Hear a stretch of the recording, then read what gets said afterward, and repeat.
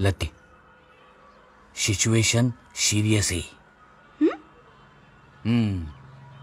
आपलं सरपंच पद महिला राखीव म्हणून घोषित झालंय.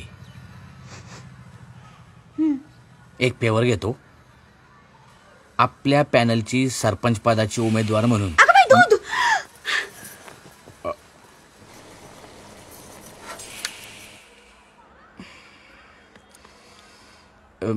दूध.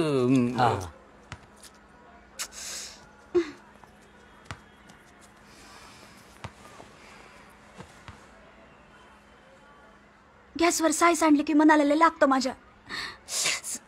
एक पातेलं दूध उतू गेलं म्हणून काही होत नाही, काही होत नाही. इथं दूध उत्पादक संघाचे माजी अध्यक्ष बसलेत आणि तुझं काय चाललंय?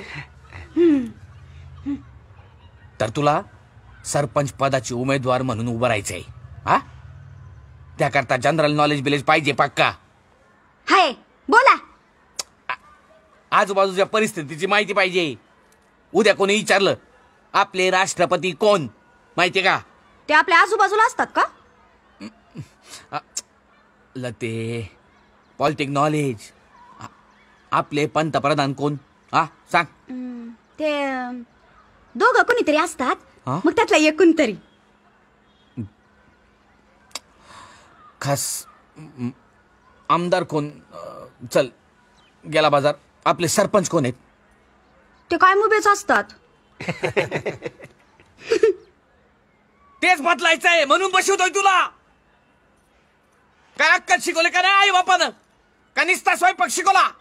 एक तर वाटा नाही तर गोटा. निस्ती गाडाव आहे, पूर्ण गाडाव. काय चाललंय? मला विचारलं का यात पडायचंय नाही पडायचंय? हा, मी विचारलं का कधी पिठल्यात तेल तिखट किती घालतात ते? पुरण न सांडता पुरणपोळी कशी लाटा? काय हो पिशे?